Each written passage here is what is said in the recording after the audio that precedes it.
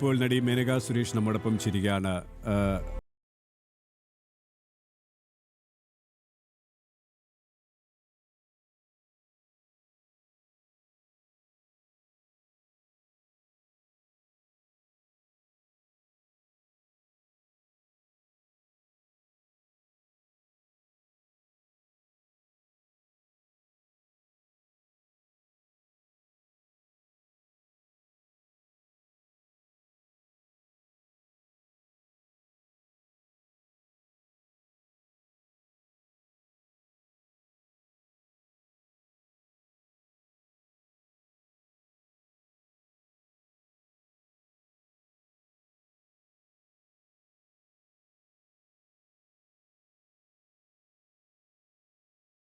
അവരുടെ പെരുമാറ്റവും അത്രത്തോളം ഹൃദ്യമായിരുന്നു അല്ലേ? ഒരു ആന്ധ്ര സ്വദേശിനിയാണെങ്കിലും ഓരോ മലയാളിക്കും അവർ മലയാളത്തിന്റെ സ്വന്തമായിരുന്നു അല്ലേ?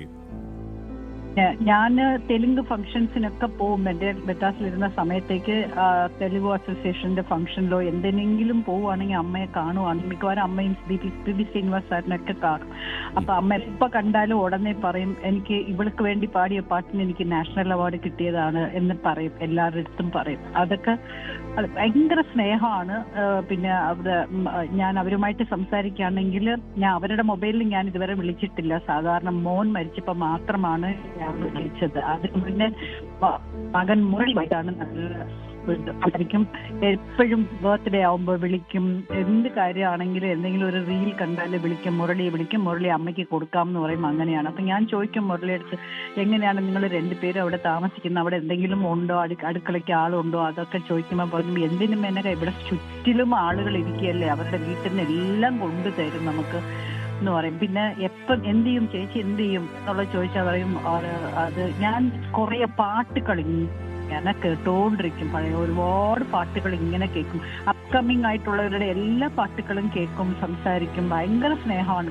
ഒരു ശബ്ദം പോലും വെളിയിൽ കേൾക്കൂല. അത്രയ്ക്ക് പതുക്കെയാണ് സംസാരിക്കുന്നത്.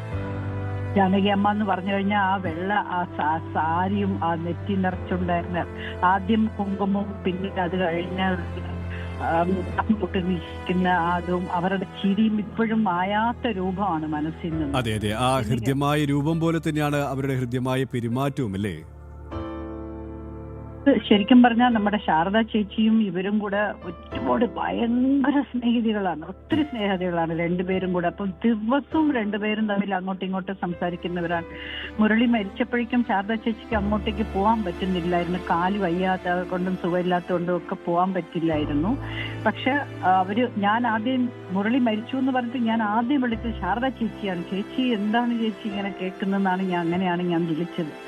അപ്പം ഇത് ഇപ്പോഴും അമ്മ മരിച്ചു എന്ന് പറയുമ്പോൾ ഞാൻ ശാരദ ചേച്ചി അടുത്താണ് സംസാരിക്കുന്നത്. അതായത് അത്രയ്ക്കൊരു ഇതായിട്ടുള്ളതാണ്. അപ്പം അവൾ മരിച്ചപ്പോഴേ അമ്മ ഇല്ല എന്നറിയാം. ദേഹം മാത്രമേ ഇവിടെ ഉള്ളൂ ഭൂമിയിൽ.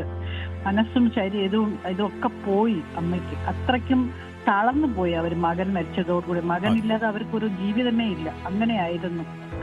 പക്ഷെ ഇങ്ങനെ പോയി കുറച്ച് നാൾക്കകത്ത് തന്നെ അമ്മയും കൂടെ മരിക്കാന്ന് പറഞ്ഞാൽ നമുക്ക് വിശ്വസിക്കാൻ പറ്റുന്നില്ല. സങ്കടം വരുന്നു.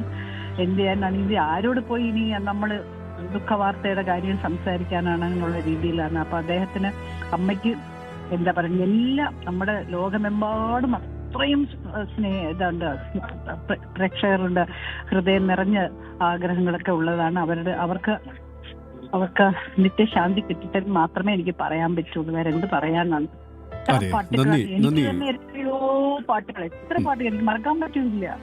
എന്റെ മോഹങ്ങൾ, പിന്നെ തമിഴ് രാമനിൻ മോഹനം, ജാനകി മന്ത്രം എന്നുള്ള പാട്ടൊക്കെ എനിക്ക് ഇങ്ങനെ കാതിലിങ്ങനെ വരികയാണ്.